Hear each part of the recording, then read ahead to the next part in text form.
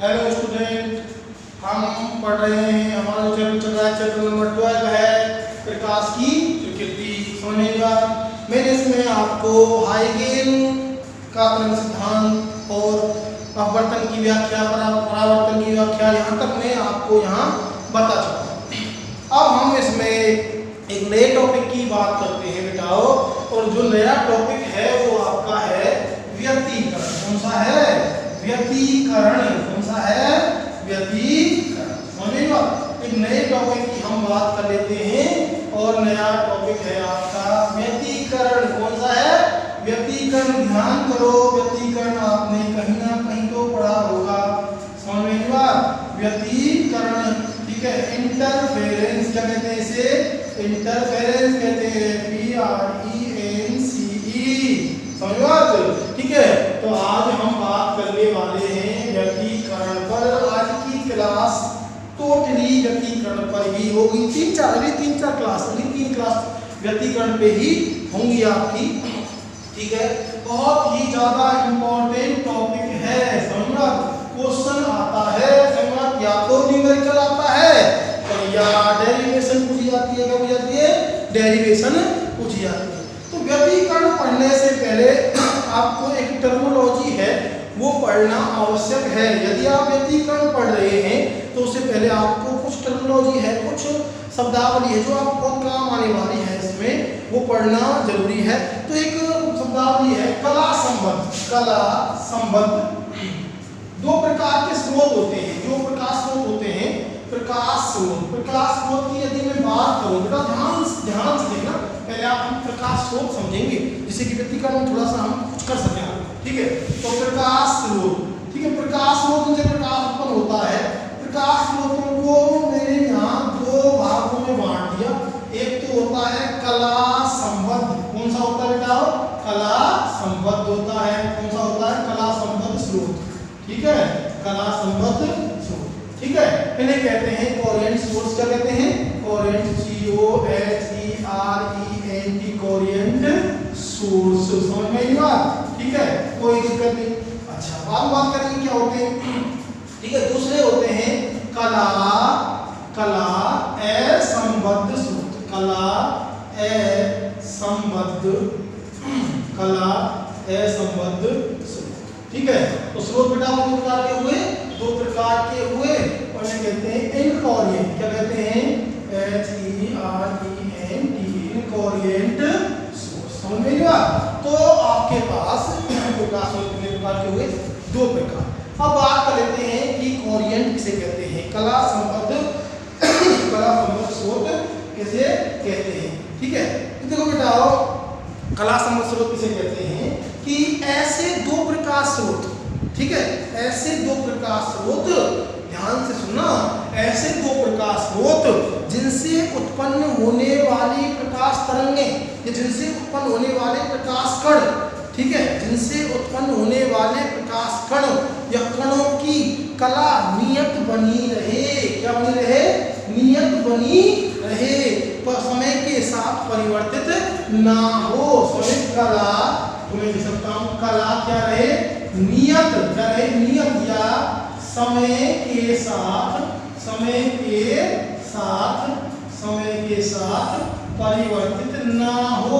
परिवर्तित ना हो। तो बेटा मैंने आपको बताया कला संबद्ध स्रोत, कोहेरेंट सोर्स क्या होते हैं कि दो प्रकाश स्रोत आप जानते हैं, बल्ब है, मोमबत्ती है, ये सब प्रकाश स्रोत हैं।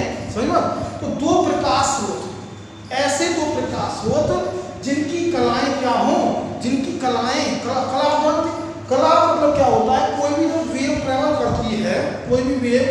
करती है, ठीक है, आपको वेव तरंग बताई थी, विक्षोभ, जब कोई विक्षोभ ट्रेवल करता है तो कोई भी पॉइंट पर उसकी स्थिति और दिशा को यदि बताया, किसी पर्टिकुलर पॉइंट पर उसकी डायरेक्शन और उसकी पोजीशन है वो यदि बताई जाए तो क्या होगी? कला होगी। मैंने आपको 11वीं क्लास में बताया था, जब आपको मैंने वेव वाला चैप्टर पढ़ाया था, कि जो फेज होता है, फेज मतलब कला, फेज इसमें क्या कहते हैं? फेज कहते हैं। फेज का मतलब होता है कला।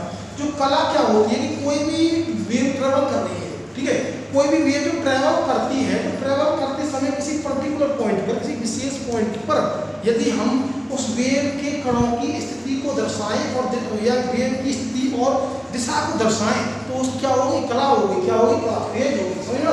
ठीक है, तो दो स्रोत हैं अपने पास, दो स्रोत हैं, एक मानिए ये हुआ, ठीक है, क्या मिला, ये हुआ S1, ये हुआ S2, समझना, कौन सा हुआ S2, दो स्रोत हैं, इसके भी तरंगें निकल रही हैं, इसके भी तरंगें निकल रही हैं। ठीक है, यदि इन दोनों से निकलने वाली जो तरंगें हैं, यदि इन दोनों से निकलने वाली तरंगें हैं, उनकी जो तरंगें हैं, उनके जो कण हैं, ठीक है, कण हैं, उनके जो प्रकाश के कण हैं, वो यदि उनकी कला समय के साथ परिवर्तित नहीं हो, एक ही कला हो, कला नियत बनी रहे, तो इसकी दोनों की क्या बने, कला नियत बनी रहे। ठीक है, तो ऐसे जो स्रोत हैं वो क्या कहलाते हैं, कला संबद्ध स्रोत, क्या कहलाते हैं, कला संबद्ध स्रोत कहलाते हैं। ठीक है, कला संबद्ध स्रोत कहलाते हैं। ठीक है, अच्छा एक बात है, कला संबद्ध स्रोत कहलाते हैं, लेकिन बात ये आती है कि कला संबद्ध स्रोत प्राप्त कैसे थे, पहले इसकी बात कर लेते हैं। इसका जस्ट उल्टा, इसका जस्ट उल्टा है कला असंबद्ध स्रोत। ऐसे दो प्रकाश स्रोत जिनकी कलाएं नियत ना रहे,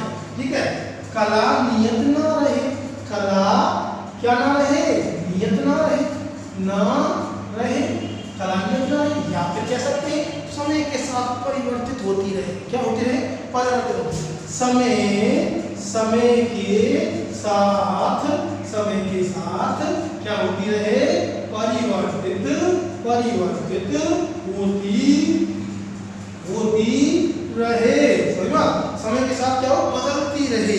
ठीक है, यदि ऐसे दो स्रोत जिनकी कलाएं निरंतर बदल रही हैं समय के साथ, तो ऐसे स्रोत क्या कहलाते हैं, कला असंबद्ध स्रोत कहलाते हैं, कला असंबद्ध स्रोत कहलाते हैं। जैसे कि मैं एग्जांपल, दो मोमबत्ती जोड़ी आपने, दो बल्ब, एक बल्ब की तीव्रता कुछ और है, एक बल्ब और तीव्रता कुछ और, अब कला दोनों की क्या होंगी, कुछ कण कुछ कला में गति करेंगे, तो दो बल्ब मैंने रख दिए, तो दो बल्ब हैं, ठीक है, दो बल्ब हैं, अगर दो बल्बों से कोई प्रकाश आ रहा है, ठीक है, तो दोनों जो बल्ब हैं, दो मोमबत्तियां हैं, दो ट्यूबलाइट हैं, ये जितने भी स्रोत हैं, ये बेटा कला असंबद्ध है। कैसे हैं, कला असंबद्ध है। इनमें जो कण हैं, वो कण की जो कलाएं हैं वो बदलती रहती है समय के साथ, प्रत्येक कण की अलग कला होती है कि कोई किस कला से किस फेज से गति करता है, कोई किस फेज से गति करता है। तो दो बल्ब की बात करें, दो मोमबत्तियों की बात करें, समझेगा, ठीक है, ध्यान सुनो, दो ट्यूबलाइट की बात करें, ठीक है, तो इनसे जो प्रकाश उत्पन्न हो रहा है, वो ये दोनों जो स्रोत हैं, ये कला असंबद्ध कहलाएंगे, क्या कहलाएंगे, कला असंबद्ध। लेकिन कला संबद्ध स्रोत ऐसे होते हैं कि उनसे उत्सर्जित होने वाले कणों की कलाएं परिवर्तित नहीं हो, कैसी रहे, नियत रहे समय के साथ, कैसी रहे, नियत रहे। तो बेटा ऐसी स्थिति पैदा करना बहुत कठिन काम है, समझो, ऐसी स्थिति को पैदा करना क्या है, कठिन काम है। जब कलाएं नियत होंगी जिसकी, तो उसकी फ्रीक्वेंसी भी क्या होगी, समान होगी, समझना, जिनकी कलाएं नियत होंगी तो उनकी फ्रीक्वेंसी भी क्या होगी, समान होगी। ठीक है, तो ऐसी कंडीशन मतलब ऐसी कंडीशन क्रिएट करना बहुत कठिन काम है। मतलब कैसे बनाएं हम कैसे बनाएं कि हमको दो कला संबद्ध स्रोत प्राप्त हो, क्या प्राप्त हो जाए, कला संबद्ध। अच्छा एक बात, जो लेजर होता है, लेजर आप सब जानते हैं। अच्छा एक ध्यान सुनो, इसमें मैंने आपको बताया जिसकी कलाएं परिवर्तित होती रहे, समय के साथ बदलती रहती है, दो स्रोत, जैसे दो बल्ब, दो मोमबत्ती, दो ट्यूबलाइट, इनसे जो प्रकाश उत्पन्न हो रहा है, जैसे कि दो बल्ब रखे, उनसे जो प्रकाश उत्पन्न हो रहा है, तो हम कहेंगे दोनों जो स्रोत हैं ये कला असंबद्ध है, इनकोहेरेंट है। कैसे हैं, इनकोहेरेंट है। लेकिन इसकी बात करें कि हम कला संबद्ध किसको कहेंगे, कला संबद्ध किसे कहते हैं बेटा, कला संबद्ध स्रोत कैसे प्राप्त होते हैं, कला संबद्ध स्रोत किसी स्रोत से उत्पन्न प्रकाश स्रोत, समझने की बात, किसी स्रोत से उत्पन्न प्रकाश स्रोत। तो इसका मतलब क्या है, ठीक है, तो यंग ने जो बताया था, यंग ने दो स्रोत बना लिए थे, यंग नामक वैज्ञानिक ने दो कला संबद्ध स्रोत बना लिए थे, ठीक है। तो उन्होंने क्या किया कि ये कोई स्रोत है, ठीक है, ये ऐसा कोई स्रोत है, यहाँ ये गत्ता रख दिया, क्या रख दिया, गत्ता रख दिया, समान दूरी पर दो छेद कर दी, नीचे भी ऊपर भी, एक का नाम S1 दे दिया, एक का नाम दे दिया S2। इस प्रकार से यहाँ से प्रकाश गया, ठीक है, तो यहाँ कोई प्रेक्षक देख रहा है कि यहाँ से जो प्रकाश इस प्रकार से निकला, यहाँ से जो प्रकाश इस प्रकार से निकला बेटा, ठीक है, तो ये जो प्रकाश निकला है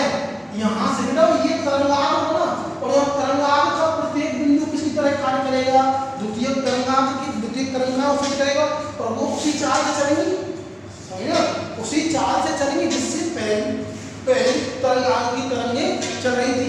तो कला संबद्ध स्रोत प्राप्त करने का तरीका क्या है, मैंने आपको बताया। कला संबद्ध स्रोत किसी प्रकाश स्रोत से उत्पन्न स्रोत, ठीक है।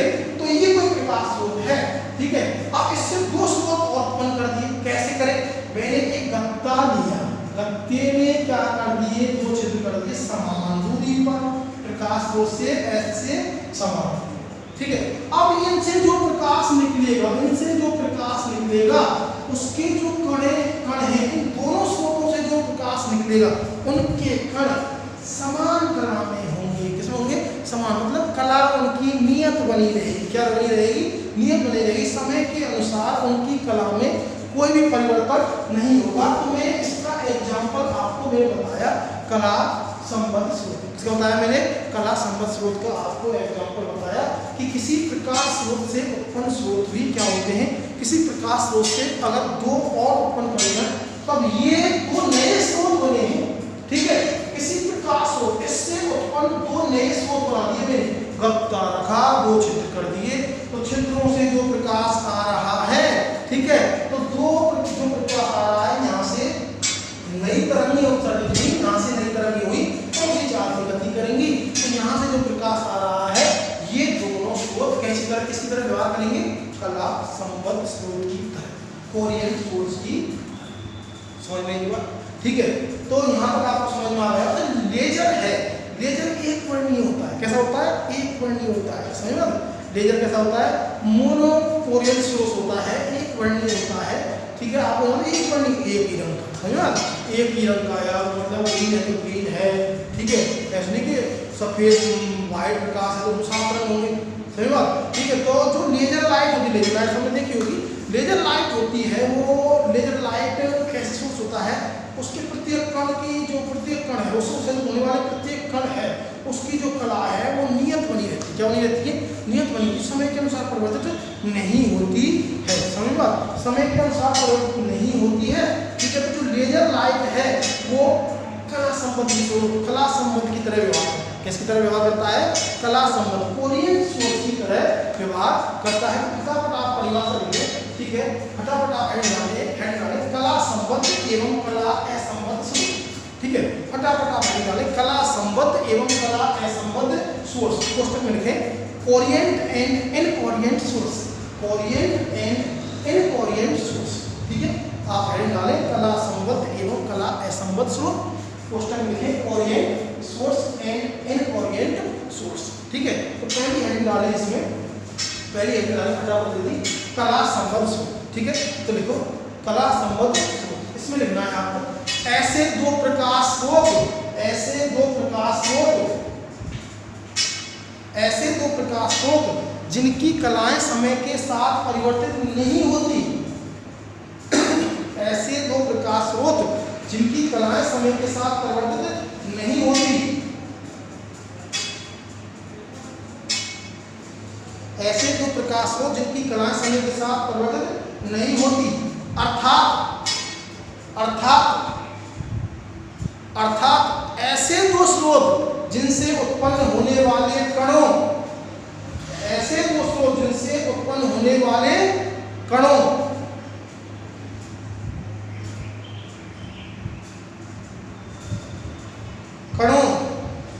की कला नियत बनी रहती है, उत्पन्न होने वाले कणों की कला समान, कणों की समान कला, उत्पन्न होने वाले कणों की कला, ऐसे दो स्रोत अर्थात ऐसे दो स्रोत जिनसे उत्पन्न होने वाले कणों की कला समान होती है, समान होती है, समान होती है, कला संबद्ध स्रोत कहलाती है, कला संबद्ध स्रोत कहलाती है।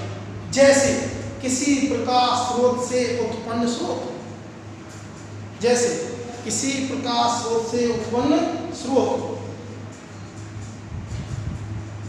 जैसे किसी प्रकाश स्रोत से उत्पन्न स्रोत, स्टार लगा के लिखना, नीचे स्टार लगा देना, एक स्टार लगा के लिखना, स्टार लगा, लेजर लाइट, लेजर लाइट, बेटा लेजर लाइट, ठीक है, laser, laser LASE, laser light, ठीक है, ध्यान रखो, ठीक है, लेजर लाइट, लेजर लाइट, ठीक है, laser, LASER, laser light. Laser light एक वर्णीय कला संबद्ध स्रोत है। लेजर लाइट, लेजर लाइट एक वर्णीय कला संबद्ध स्रोत। लेजर को आप जानते हैं, नहीं जानते तो कोई बात नहीं, समझ में कि हमने क्या मतलब इससे तो बता देता हूँ। Light amplification stimulated emission of radiation, ठीक है, और काम आएगा नहीं तो लिखने में कोई दिक्कत नहीं है। Light amplification stimulated emission of radiation, ये इसकी क्या होती है, फुल फॉर्म होती है, हमें कोई मतलब नहीं है, ठीक है, जाने। ठीक है, अपना एक काम ये है कि लेजर कैसा है, कला संबद्ध स्रोत है, एक वर्णीय है। कैसा है, एक। फटाफट करो कला असंबद्ध स्रोत, कौन सा, दूसरा करो कला असंबद्ध स्रोत। तो ऐसे दो स्रोत जिनसे उत्पन्न होने वाले प्रकाश के कणों की कलाएं, ऐसे दो प्रकाश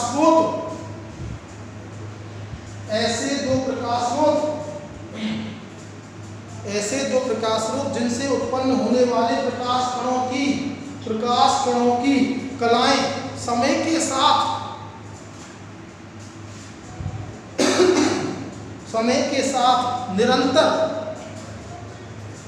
साथ निरंतर बदलती रहती हैं, अर्थात नियत नहीं रहती, कला असंबद्ध स्रोत कहलाते हैं। कला असंबद्ध स्रोत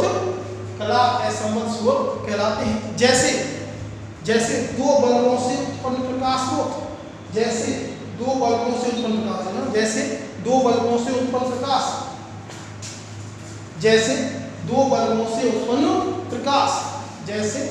बल्बों से उत्पन्न प्रकाश, दो मोमबत्तियों से उत्पन्न प्रकाश। ठीक है, अब आ जाओ अपने टॉपिक पर। और अपना टॉपिक बहुत ही शानदार तरीके से, अपना टॉपिक व्यतिकरण बात कर लेते हैं। अब हम व्यतिकरण पर, और व्यतिकरण क्या कहते हैं, इंटरफेरेंस, याद करो भाई क्या कहते हैं, इंटरफेरेंस कहते हैं, क्या कहते हैं, इंटरफेरेंस कहते हैं। ठीक है, अब होता क्या है, इंटरफेरेंस होता क्या है ये देखते हैं। इंटरफेरेंस क्या होता है, ध्यान सुनो। हाँ, मैंने आपको 11th क्लास में बताया था, प्लस वन जिसको कुछ याद हो, नोड एंटी नोड, ठीक है, तो आपको याद हो तो कुछ याद करो, नहीं तो कोई बात नहीं, याद नहीं करो तो ठीक है, हम यहाँ बात करेंगे। और मैंने एक आपको सिद्धांत बताया था, अध्यारोपण का सिद्धांत। क्या, अध्यारोपण का सिद्धांत। मैंने आपको तरंगों का अध्यारोपण सिद्धांत बताया था, याद करो 11th क्लास में। ठीक है, प्रिंसिपल ऑफ सुपरपोजिशन मैंने आपको बताया था। वेव का सुपरपोजिशन कैसे होता है, कोई भी तरंग है उसका सुपरपोजिशन, उसके लिए सुपरपोजिशन सिद्धांत क्या होता है। तो देखो, जब किसी माध्यम में दो या दो से अधिक तरंगें संचित होती हैं तो उनका परिणामी विस्थापन, ध्यान दो, जब किसी माध्यम में दो या दो से अधिक तरंगें संचित होती हैं और संचित होती हुई माध्यम किसी बिंदु पर अध्यारोपित होती हैं, मिलती हैं, तो उनका परिणामी विस्थापन सभी तरंगों के विस्थापनों के y बराबर में y1 + y2 सदिश योग के बराबर होता है। किसके बराबर होता है, सदिश योग के बराबर होता है। समझ में आई बात, ये प्रिंसिपल था, प्रिंसिपल ऑफ सुपरपोजिशन। ध्यान दो, तरंग के लिए जब किसी माध्यम में दो या दो से अधिक तरंगें संचित होती हैं और संचित होती माध्यम में किसी बिंदु पर अध्यारोपित होती मिलती हैं, तो परिणामी तरंग का आयाम, y सभी तरंगों के आयामों के सदिश योग के बराबर होता है। समझ में आई बात, आगे कोई समझ में कोई बात नहीं है। ठीक है, ये आपका होता है सुपरपोजिशन प्रिंसिपल, समझो। ठीक है, अध्यारोपण का सिद्धांत होता है, हम लिखाएंगे नहीं इसको, ठीक है, लिख लिया है, आपको याद ही करना होगा, समझ। ठीक है, आप याद करो इसको भी, क्या होता है क्या नहीं होता है, वो आपकी जिम्मेदारी है, हमारी नहीं है, वो आप 11th क्लास में है, कोई बात आज। ठीक है, बता देता हूँ बेटा एक बार आपको पता है कि यहाँ काम आने वाला है, बनाना चाहिए। जब किसी किसी माध्यम में 2 या 2 से अधिक तरंगें संचित हो रही हैं और माध्यम किसी बिंदु पर मिल रही है, ठीक है, तो जो परिणामी तरंग बनेगी उसका विस्थापन कैसे निकालेंगे? सभी जितनी भी तरंगें गई हैं उन सभी तरंगों के विस्थापनों को क्या कर देंगे? जोड़ देंगे, सदिश योग कर देंगे, ठीक है। मान लिया y1 है, y2 सभी का योग कर दिया, परिणामी तरंग क्या आ गया? विस्थापन आ गया। अब हम बात कर लेते हैं, किसकी बात कर लेते हैं? व्यतिकरण की बात कर लेते हैं। किसकी बात कर लेते हैं? व्यतिकरण की बात कर लेते हैं, ठीक है। तो क्योंकि लेक्चर खत्म हो जाएगा, क्लास थोड़ी लंबी हो जाएगी, इसलिए ज़्यादा हम इसकी चर्चा ना करते हुए हम बात करते हैं व्यतिकरण, ठीक है। तो इंटरफेरेंस, देखो इंटरफेरेंस क्या होता है? एक ही दिशा में किसी माध्यम में, एक ही दिशा में किसी माध्यम में एक ही दिशा में संचित होती हुई प्रकाश किरणें, अब देखो ध्यान से लो, ठीक है, समान आवृत्ति, समान आवृत्ति, आवृत्ति कैसी होनी चाहिए? समान, लगभग समान, लगभग होगा, लगभग समान आया, लगभग समान आया, ठीक है। जब एक ही दिशा में दो समान आवृत्ति एवं लगभग समान आयाम, आवृत्ति कैसे होनी चाहिए? आवृत्ति समान होनी चाहिए, ठीक है, आवृत्ति कैसे होनी चाहिए? समान होनी चाहिए। एक ही दिशा में समान आवृत्ति और लगभग समान आयाम की 2 या 2 से अधिक प्रकाश तरंगें जब किसी माध्यम में संचित होती हैं तो ये 2 तरंगें जैसे ये आ रही है, ठीक है, इसकी भी आवृत्ति न्यू है, इसकी भी आवृत्ति क्या है? न्यू, ठीक है। आयाम इसका भी ये है, इसका भी लगभग में ये है, ठीक है।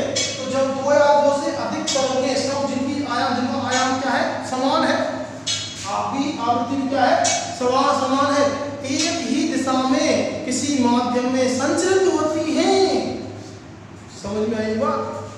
ठीक है, संचरित होती है तो, और संचरित होती हुई माध्यम के किसी बिंदु पर अध्यारोपित होती है, वहां अध्यारोपित हुई मिल गई, क्या हुआ? मिल गई, तो कहीं तीव्रता अधिकतम प्राप्त होती है, भाई कहीं समान कलाएं मिलेंगी, जहाँ समान कलाएं मिलती है वहाँ आयाम अधिकतम होता है, और जहाँ विपरीत कलाएं मिलती है वहाँ आयाम न्यूनतम होता है, तो तीव्रता भी न्यूनतम होती है, ठीक है। तो कहीं तीव्रता अधिकतम प्राप्त होती है, कहीं तीव्रता न्यूनतम प्राप्त होती है, कहीं तीव्रता क्या है? ऊर्जा है, क्या ऊर्जा क्या है? ऊर्जा, कहीं ऊर्जा अधिकतम प्राप्त होती है, कहीं ऊर्जा न्यूनतम प्राप्त होती है। ये जो घटना है ये क्या कहलाती है? व्यतिकरण कहलाती है, क्या कहलाती है? व्यतिकरण कहलाती है, समझ में क्या कहलाती है? वो घटना कहलाती है व्यतिकरण कहलाती है, आपको समझ में आ रहा होगा, ठीक है। जब 2 या 2 से अधिक लगभग समान आवृत्ति एवं लगभग समान आयाम की प्रकाश तरंगें एक ही दिशा में किसी माध्यम में संचित होती है और संचरित होती हुई माध्यम के किसी बिंदु पर अध्यारोपित होती है, तो कहीं तीव्रता अधिकतम प्राप्त होती है और कहीं तीव्रता न्यूनतम प्राप्त होती है, कहीं तीव्रता अधिकतम प्राप्त होती है और कहीं तीव्रता न्यूनतम प्राप्त होती है, कहीं तीव्रता अधिकतम और कहीं तीव्रता न्यूनतम प्राप्त होती है। ये जो घटना है ये क्या कहलाती है? इंटरफेरेंस कहलाती है, क्या कहलाती है? इंटरफेरेंस कहलाती है, व्यतिकरण कहलाती है। फटाफट व्यतिकरण डालो और लिखो, फटाफट व्यतिकरण हेडिंग डालो और भैया लिखना करो स्टार्ट, लिखना करो, देखो भैया, समान आवृत्ति एवं लगभग समान आयाम की 2 या 2 से अधिक, समान आवृत्ति एवं समान आयाम की 2 या 2 से अधिक, 2 या 2 से अधिक समान आवृत्ति एवं समान आयाम की, समान आवृत्ति एवं समान आयाम की,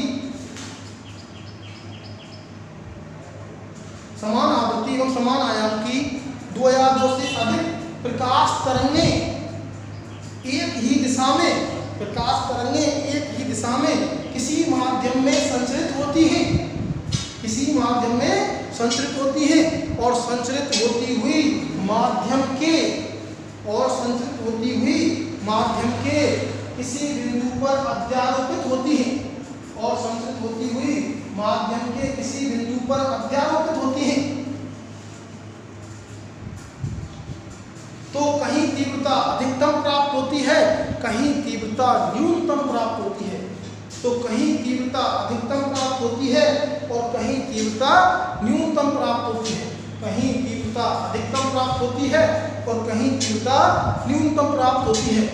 इस घटना को व्यतिकरण कहते हैं। इस घटना को व्यतिकरण कहते हैं। नीचे देखो, व्यतिकरण दो प्रकार का होता है। व्यतिकरण कितने प्रकार का? दो प्रकार का होता है। पहला होता है संपोषी। कौन सा होता है? संपोषी व्यतिकरण। संपोषी, ठीक है। कौन सा होता है? संपोषी व्यतिकरण। कौन सा होता है? संपोषी, कंस्ट्रक्टिव, CONSTRUCTI, कंस्ट्रक्टिव इंटरफेरेंस, आप जानते हैं, ठीक है। इंटरफेरेंस कौन होता है? पहला होता है यह संपोषी। कौन होता है? संपोषी। दूसरा होता है विनाशी। कौन सा होता है? विनाशी व्यतिकरण। कौन सा होता है? विनाशी व्यतिकरण। कौन सा होता है? विनाशी व्यतिकरण, ठीक है। क्या कहते हैं इसे? डिस्ट्रक्टिव। कौन सा कहते हैं? डिस्ट्रक्टिव कहते हैं, ठीक है। डिस्ट्रक्टिव कहते हैं। क्या कहते हैं? डिस्ट्रक्टिव। इसे कहते हैं भैया डिस्ट्रक्टिव कहते हैं। क्या कहते हैं? डिस्ट्रक्टिव कहते हैं। क्या कहते हैं? Destructive, DSTRUCTIV।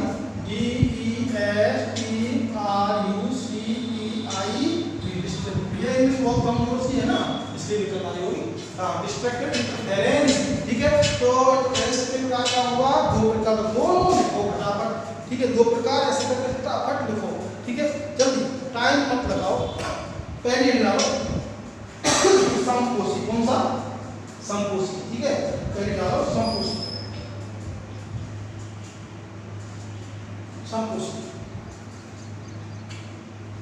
संपोषी व्यतिकरण। पहले लगाओ आप संपोषी व्यतिकरण, ठीक है। संपोषी, हाँ संपोषी। मैंने बताया कि इंटरफेरेंस क्या है। इंटरफेरेंस है, व्यतिकरण क्या है? व्यतिकरण है तरंगों का अध्यारोपण। यदि माध्यम में अध्यारोपित होने वाली तरंगें समान कला में है, कैसी कला में है? समान कला में अध्यारोपित हो रही है, समान कला में मिल रही है, तो भैया आयाम अधिकतम प्राप्त होगा और तीव्रता भी क्या प्राप्त होगी? अधिकतम। और इसे कहते हैं संपोषी व्यतिकरण। क्या कहते हैं? संपोषी व्यतिकरण कहते हैं। क्या कहते हैं? संपोषी व्यतिकरण कहते हैं। समझ, ठीक है। संपोषी व्यतिकरण कहते हैं।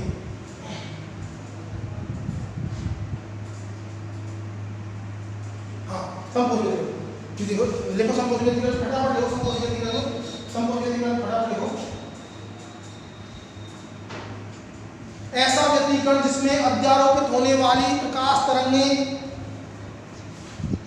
ऐसा व्यतिकरण जिसमें अध्यारोपित होने वाली प्रकाश तरंगें समान कला में अध्यारोपित होती हैं।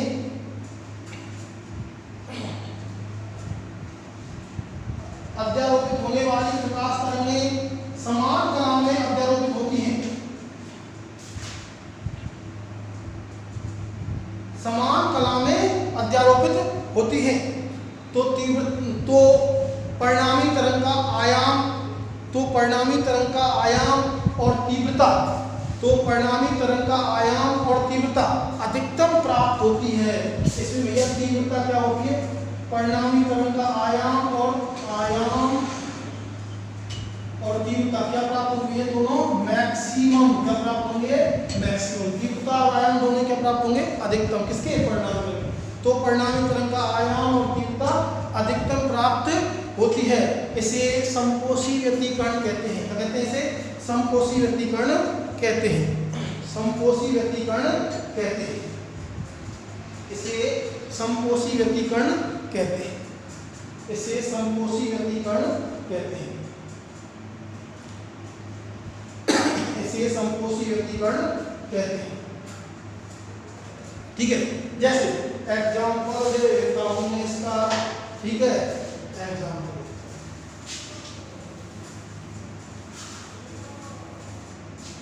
दो तरंगें हैं, एक तो ये है, ठीक है। एक ही है, थोड़ा सा और सेवन मतलब छोटा।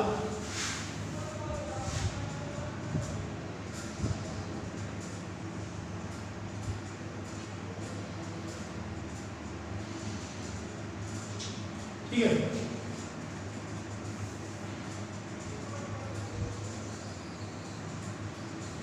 ये तरंग, ठीक है, ठीक है, ये तरंग फर्स्ट, ये सेकंड, ठीक है।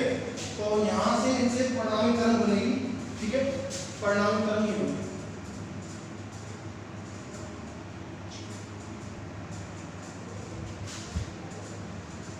ठीक है, परिणामी तरंग ये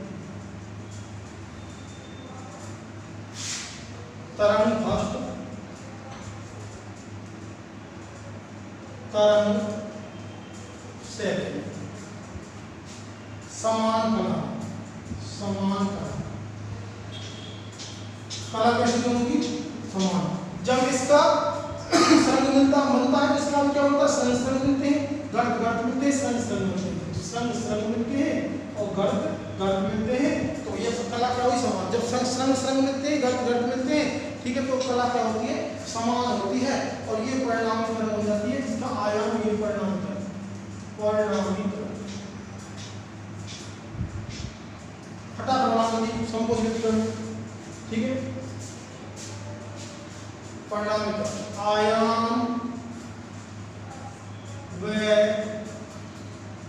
तीव्रता अधिकतम, आयाम में तीव्रता अधिकतम। फटाफट बनाओ, फटाफट बनाओ।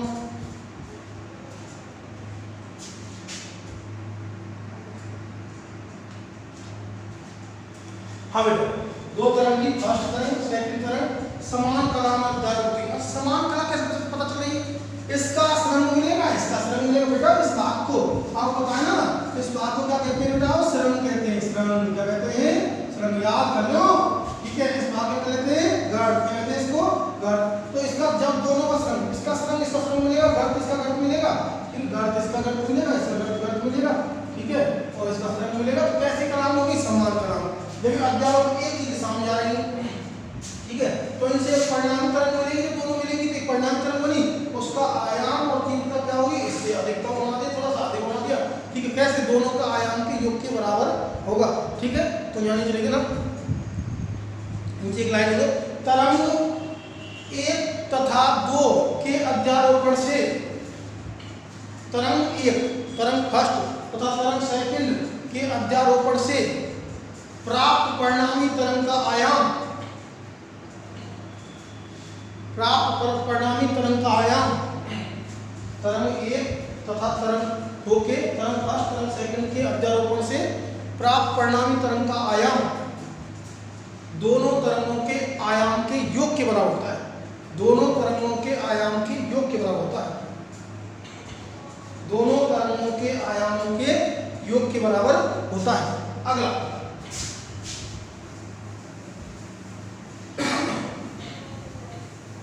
अगली बात करते हैं, अगली बात करते हैं, अगली बात, कोई बात नहीं, एक बहुत सिंपल सी बात है, वो समझ में। कौन सा व्यतिकरण है? विनाशी। कौन सा है? विनाशी, विनाशी व्यतिकरण। ऐसा व्यतिकरण जिसमें अध्यारोपित होने वाली तरंगें विपरीत कला में, कैसी कला में? विपरीत कला में अध्यारोपित होती है। कैसी कला में? विपरीत कला में अध्यारोपित होती है, विपरीत कला में अध्यारोपित होती है। तो जो परिणामी आयाम है शून्य प्राप्त होता है, तो ऐसी जो परिणामी आयाम और तीव्रता शून्य प्राप्त होती है। क्या प्राप्त होती है? शून्य या न्यूनतम प्राप्त होती है, समझ बात। तो ऐसा व्यतिकरण क्या कहलाएगा? विनाशी व्यतिकरण। तो लिखो, ऐसा व्यतिकरण जिसमें अध्यारोपित होने वाली, ऐसा व्यतिकरण जिसमें अध्यारोपित होने वाली, ऐसा व्यतिकरण जिसमें अध्यारोपित होने वाली, ऐसा व्यतिकरण जिसमें अध्यारोपित होने वाली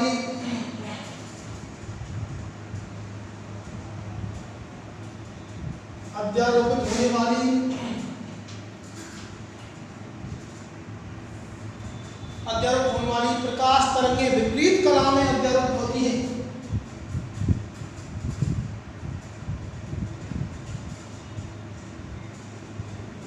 प्रकाश तरंगें विपरीत कला में अध्यारोपित होती हैं।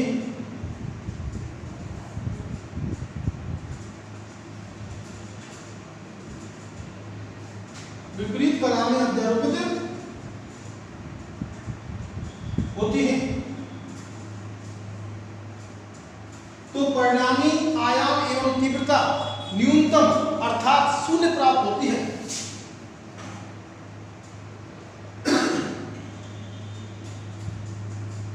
परिणामी आयाम एवं तीव्रता, परिणामी आयाम एवं तीव्रता, परिणामी आयाम एवं तीव्रता शून्य प्राप्त, न्यूनतम अर्थात शून्य प्राप्त होती है। इसे विनाशी व्यतिकरण कहते हैं, इसे विनाशी व्यतिकरण कहते हैं।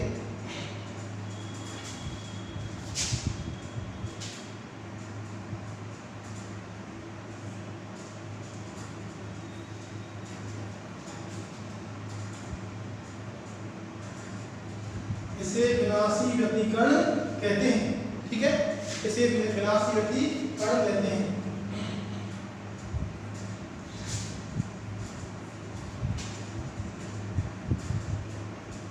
विनाशी व्यतिकरण कहते हैं। बेटा देखो, विपरीत कला में कब होंगी? जब इसका श्रंग इसका गर्त मिले, इसका गर्त इसका श्रंग मिले। जब गर्त और श्रंग मिलते हैं तो इस आयाम के द्वारा ये केंद्र हो जाता है, इसके द्वारा ये केंद्र जाता है, इसके द्वारा परिणामी आयाम क्या होता है? परिणामी आयाम शून्य होता है। परिणामी आयाम क्या होता है? शून्य होता है। और जब परिणामी आयाम शून्य होता है तो तीव्रता भी शून्य होती है, क्योंकि आयाम के वर्ग के तीव्रता है आयाम के वर्ग के समानुपाती होती है। किसके समानुपाती होती है? आयाम के वर्ग के समानुपाती होती है। समझ में आया?